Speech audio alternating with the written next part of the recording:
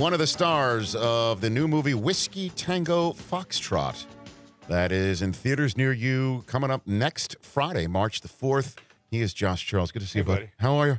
Just a correction. Not one of the stars. It's a small little part in the No, movie. you are one of the stars. I am looking at you. Are. No. Yes, you are. The movie stars many other people. Tina Fey at the top of it, and Billy Bob. Yeah, just fun. I got a fun little role in it, and I'm excited to see it along with everybody Martin else. Freeman. Yeah. Alfred Molina, or do you call him Al? Never met him. Don't have anything to do with him in the movie. No, nothing? I'm a huge fan, but I think I would call him Alfred. You think? I don't. Yeah, he doesn't strike me as an Al Molina. I mean, maybe he is, right? but you'd have to get to know him. You have to get to know him first. Yeah, I would think so. Yeah. So, it's like I don't. People call me Joshy, but they got to know me first before that's. Who calls you Joshy? Just people. Friends, people family. that know you. That's like an affectionate nickname for me, JC or Joshy. Right. But I don't. When people call me Joshy and I don't know him, it's a little like. Now, is that fighting words? It's not fighting words. It's just a little like. Okay. Take a moment. It's take a moment and let that, let's get to know each other You're first. wearing your O's hat here today. Yeah. You got the bird right up there. I am. Are you excited about your O's season? I'm very excited. I'm incredibly excited. I was more excited until the news today about Dexter Fowler doing a reverse, going back to the Cubs for a year. I thought, when I saw it on Twitter, I follow a lot of the beat writers for the Orioles. Yeah. And I think it was I was following one and I was like, I thought this was like a joke or something. So I keep going down, waiting for reading someone's timeline, going, where's the joke? Where's the joke here? And then it doesn't seem to be a joke, but yeah. Then you say Whiskey Tango Foxtrot, essentially, right there. Yeah, in exactly. a way. By the way, it took me a few times to see the commercial in which you're in. Yeah. To understand what that stands for. Right. It sort of dawned on me, and then it felt kind of stupid that it took a while for me to. WTF? Yes, to figure out. Yeah. How'd you not figure that out? I just be honest with you. I've got a lot going on. Okay. Well, listen, You've been to my house. I have. Brockman. Okay. Josh has been to my house. You just got off the With Grand Cruise. You just took got some time. There's a little bit of man. that post-Bahamas haze. Oh, God. Hanging with Gronk. I just can't imagine, you're at a port city. Yes. You're with your family. You're enjoying, this vacation that you've booked for a while. You're going to go on this Norwegian line cruise. And just where you're sitting in the port city having lunch, and the Gronk boat pulls up into port with everybody just hopping off for a minute to go, do some shopping. Well, you heard about this, right? They didn't sell out the Grand Cruise. So they opened up the whole ship to regular cruise passengers. Yeah, there were 1,600 spots for just regular human beings on how planet many Earth. people total does the cruise ship hold? 2,300. And, And 700 Gronk cruise members were there. Wow. And so did the people of the 1,600, did they know? No. They just got on the boat. They weren't very happy. Or actually, some of them were excited. We're very excited, including the Boston Globe did an article about this. Amazing. Josh, this is great. This is one of my it's my favorite quote from it. The Boston Globe did an article about it. Found somebody from Framingham, Mass, who didn't know that their Gronk was on the boat, and she said she was having a blast, and that she got home back in her room at 4 in the morning, and was asked her name, and she was quoted as, "There's no way in hell I'm giving you my name," was the quote in the Boston Globe. Now, we were talking on the television-only segment, we should bring it up with the radio audience here, that a Flacco cruise would have a totally different vibe to it. Very right? mellow. Would it? Very mellow vibe. Think? Yeah. I think it would be I think a Flacco cruise would be one for the family. What would be, you and bring it would, your kids, well, and here's there'd be fun stuff. Eat You'd chicken play some nuggets. cornhole, and well, you do some fun stuff, and Coke would be there, and Coca-Cola would be there. Yeah. Okay. No, I meant Sam Coke. Oh, okay. I see what you're saying. And in the last 6 hours, because The you run punter. out of stuff He's like to the do. best cornhole player apparently on the, is that right? Ravens. That's well, what it would definitely be, the Flacco cruise would be an elite cruise, correct? There would be no question about it's an elite cruise. Questionable. It's. See, I don't think there is there a question. no, there is no question about it. That he's an elite quarterback in the National Football League. Now, I'm trying to maintain this because that's a Patriot fan over there. Yeah, I understand. And I know you are fully well aware of all of that. What was it like for you to watch the Patriots matriculate their way through the season, Josh Charles, into the playoffs? What was it like for you? Wow. That's a tough one. You're sitting there thinking, okay, there are ticket buyers for Whiskey Tango No, Foxtrot you know what? in New England. I will say this. Yes. Is I was definitely not rooting for them. I was happy that Denver won and got to the Super Bowl, and happy for Carolina. I wanted to see that matchup. But as much as I dislike the Patriots as a sort of rivalry, I also have like a lot of respect for Belichick. I mean, I just think, you know, whatever they want to throw at him, I mean, the guy is pretty remarkable. He is that he's able to keep that team in so many games. And also for Brady, I mean, they had a remarkable season. I mean, yeah, they came up a little short, but I mean, even in that game, they made it exciting. They were in all these games. The games they lost, they were in most every game. That Brady throw to Gronk on 4th and forever. Oh my God, it was crazy. Over his shoulder and dropping it down like a dime over double coverage. I mean, I'm being a little diplomatic. You are being remarkably. I'm like very proud of you right now, Josh. Well, it's in that weird time of the season right now, right, where it's like kind of combine mixed with like draft, but like things are happening. Maybe spring. I'm going down to spring training in a couple weeks. Yeah, I'm going to go down to Sarasota with my baby boy. Are you going to work out at all with the team? Are you working out with the team? I hope so. I want to go do something. I want to at least go watch some, you know, hopefully Buck will let me take some BP one afternoon. I have no idea. I'm going to ask them to, but I haven't been to spring training since we've been to Sarasota, so I'm really excited to check it out. Well, I mean, so and we're going with the whole family. So. And they signed Gallardo, Gallardo from Texas. So you added that arm. Very excited about Chris that. Davis not going anywhere, although that looked touch and go at one point in January. You know, you've got a terrific lineup. Yeah, I mean, we thought we had the sort of leadoff situation settled with Fowler, but now Jones is one of the best players in all of Major League Baseball. Yeah, of he's course. blossomed into that. There's I agree. doubt he's top 10. And Machado, you know, we've seen can be a leadoff guy. Just I think he'd be better suited, maybe not in the leadoff position. Well, which I mean, is probably the thinking. Normally, your leadoff batter gets to second base because he walks or singles and steals it. He just doubles his way onto second base. Yeah. He just extra base hits his way into scoring position, which doesn't strike me as a leadoff hitter. Well, no, but as somebody who's a giant fan of the game of baseball, and particularly of the American League East, how do you feel about my Orioles lineup? Well, Fowler or not, does anything about it frighten you? Because I feel like it's a pretty strong lineup. I mean, I'm saying there's still questions as far as the starting pitching. I have nothing but the softest of spots for Buck Showalter. I love that guy. I love him because I got to work with him on SportsCenter when he was an analyst, and I was with him when he and I were traveling for the 2001 World Series for SportsCenter as the anchor and the analyst for the two teams that he built. Yeah, that he was no longer managing, Yankees, the Diamondbacks, Arizona, and the Yankees, and it was not an easy time for Buck. I'm sure. And he was as professional and as nice and as warm as they come. He is so smart and so cool. And it's great to see him get another shot after it didn't work out with Texas. No, it really is. I mean, I feel the way about him that I feel about Steve Smith Sr. It's like, you know, I've always loved Steve Smith Sr. Before he was a Raven, Carolina, just always one of my favorite players. I love the way he plays the game. I love his story. How psyched are you he's coming back? I'm so psyched he's coming back. But people say, oh, you just love him because he's a Raven. No, he literally was one of my favorite players. I met him before he was a Raven and got to know him a little bit and consider him a pal. And I feel the same way about Buck, that before he was ever involved with the Orioles in any way, I had the most respect for him. I think he's an incredible baseball manager. I think he knows the game so well. He knows players. He knows how to motivate people. And he's super smart. He's fun to watch interviews. He's fun to watch post-game talking about things because he just doesn't give you the usual sort of coach speak, you know? He's really, really intelligent man who knows how to lead. Now, because you were kind enough to come here on the Rich Eisen Show today, we're going to hook you up with, coming up next, I know you have questions about what happened with Dexter Fowler. So do I. Yeah. Who do you want to speak to?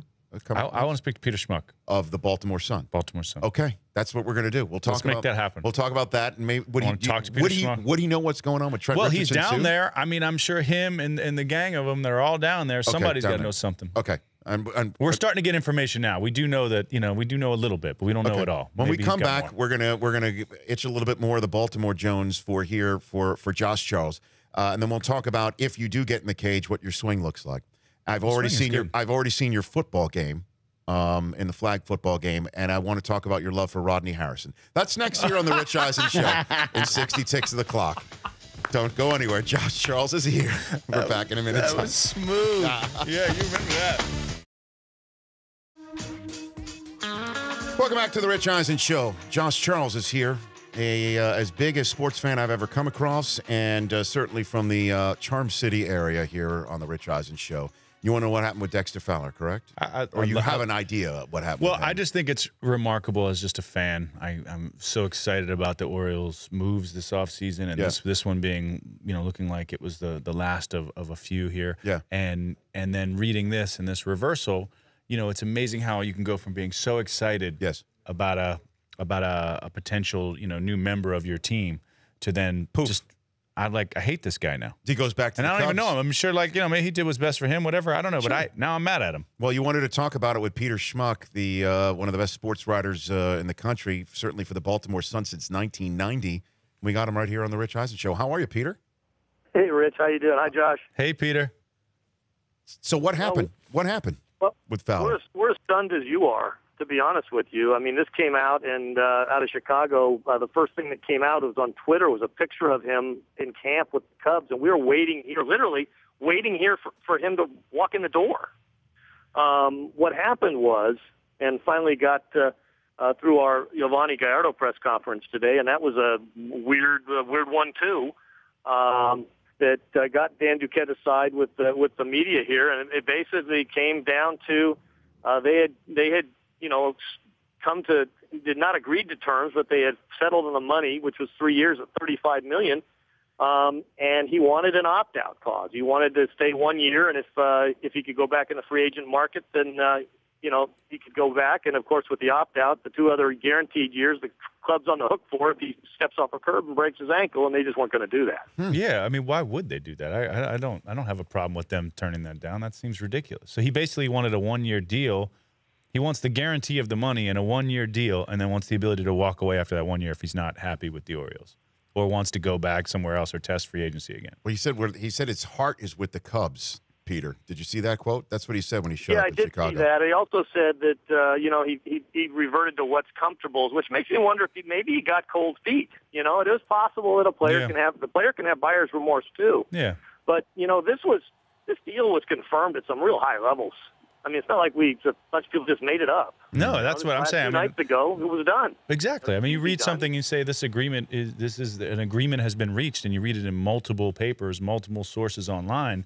I think that makes you as a fan believe this is happening. This is done. And it's now more embarrassment of the riches for the Cubs, and a potential, I guess, embarrassment in a way for the Orioles. Or how's the team handling this, and how are they going to approach filling the spot they thought Fowler was going to fill? Yeah, or specifically Buck and Dan. How are they dealing with it?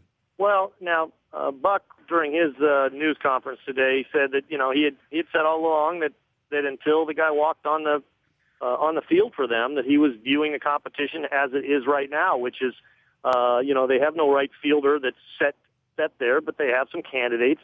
Nolan Reimold, they got Mark Trumbo, who can play some defense out there, not known as a great right fielder, but they've had some okay reports on his ability there, and so Buck sort of has been kind of taking it as it comes, and I got to give him credit. He didn't needle the media that much about it, because he had, even after the thing had come down yesterday, he still was not willing to say that it was done, and so.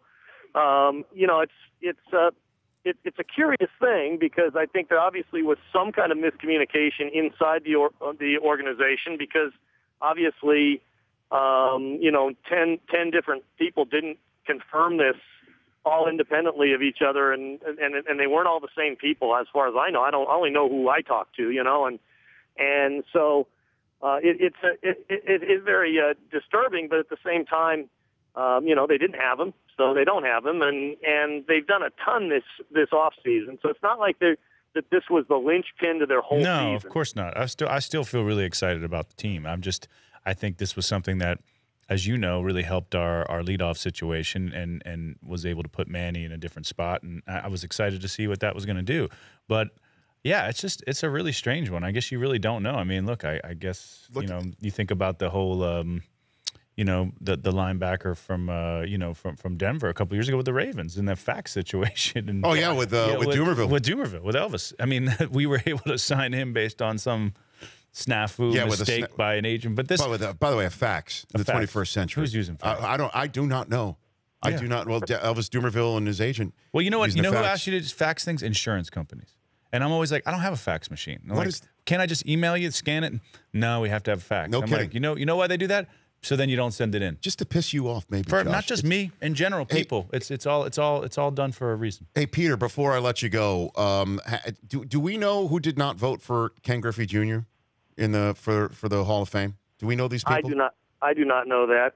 I was not able to vote for Ken Griffey Jr. because our paper, we're not allowed to vote. I'm an eligible voter. We're not allowed to vote for the Hall. I certainly would have, and I can't imagine anybody not. But it seems like every time, Cal Ripken, you name him, somebody decides they're just not going to do it, and it's ridiculous. Do you think that these votes should be made public, Peter? What do you think? They went a step towards doing that the last year or two, and now you are, the voters. Have a place where they can put their ballot to make it public, but they're not. I don't think they're required to. But we're going to end up there. I would think. I can't speak for the Baseball Writers Association. I was president of that group about 10 years ago, but I don't really. I haven't been in real close contact with anybody of this year. Peter, just one last thing. This is a serious question. So I'm coming down there in a couple weeks. Mm-hmm. This situation now, right field's a little bit in flex. Just hear me out. Hear me out here. Do you have a hole in your schedule? Is that what you're saying, Josh? You're there. You're talking to him. Whisper to Dan. Whisper to Buck. Just say, here, let me have my moment. Let me have my shot. Let me just get out there, take some BP. Let them show the power that my 175 can bring. Surprising power. Okay. And you've got pop. And I got some pop. And then just put a word in for me, Peter, please. I'll definitely talk to Buck about that, and he'll give me that same look he gave me today when I asked him if he was stunned by the Fowler situation. Oh, I want to see that. Is that online anywhere? I want to see that. Peter, thanks for calling in. I appreciate it. That's hey, thanks, guys. Thanks, buddy. That's Peter Schmuck of the Baltimore Sun. So you wanted to talk to Peter? We got you, Peter. Now, this is what I like to see. Let's go back to the phone lines. Is Rodney Harrison on the phone line? No, he is not. Rodney, let's get into this one. Now, hey, you learned the most. Do you know this story, Brockman? I don't. This is a great story. I don't. This actually happened about 40 blocks up from here. Yeah, Bryant Park. In Bryant Park, it was the EA Sports Pro-Am or whatever they call it. It was the touch for the flag football preseason extravaganza. Yep. Dan Patrick and I were doing the play-by-play. They decided that year, that they were going to have a live draft, as opposed to just picking who the celebrities are going to play. Tony Dungy was choosing. Tony Dungy was choosing, and Rodney Harris was choosing for the other. And let's just say this. Yes. Neither, obviously, was a big fan of my work, because neither of them really knew who I was, or had any respect for my athletic ability, because neither of them drafted me. I'm telling you that there were the girl from the host of that Maria Menounos. She was drafted, and I was left undrafted, and the cameras ended, and I was like, what happened? I walked over and I was very respectfully, Mr. Dungy, I'm here. They asked me to come do this, and some people know who I am, and I really did donate my time. I love to play, sir, and I got sent to Rodney's team. So I went thinking, why did I agree to do this? This is the worst thing. I've just been humiliated on TV.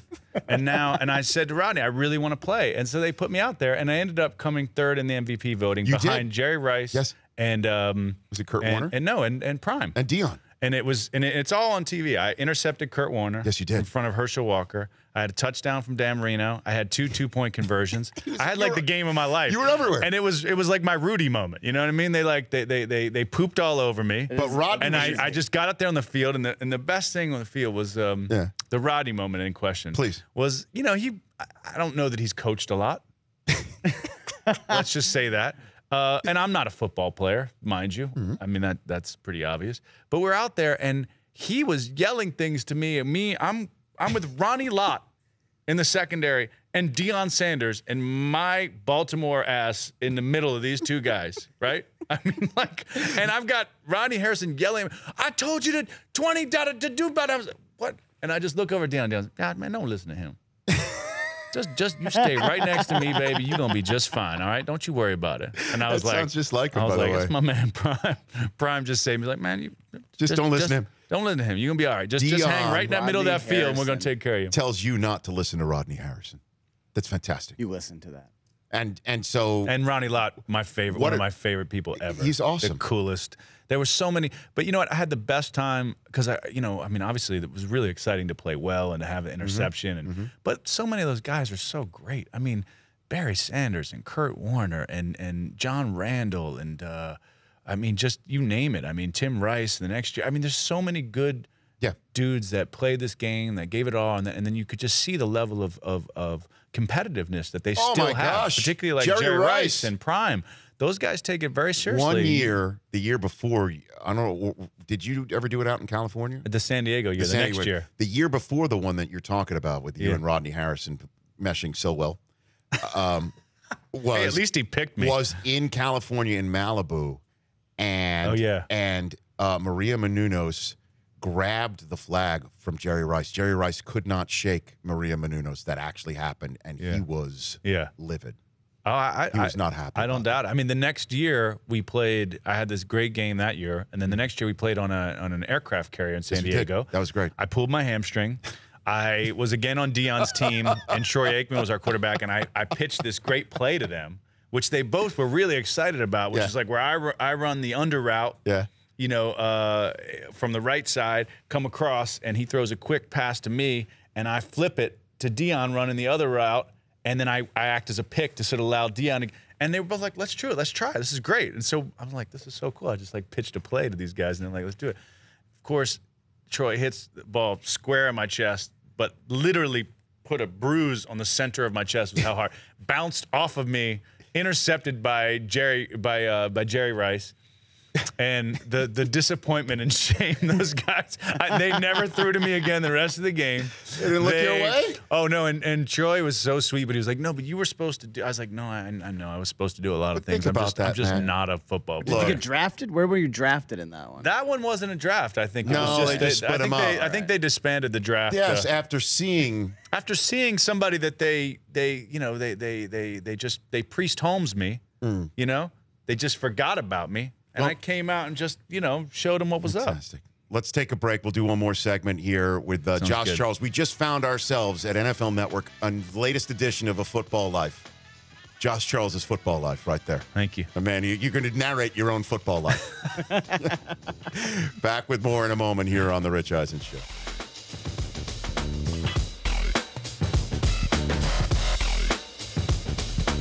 The Rich Eisen Show, weekdays at noon Eastern. On Audience.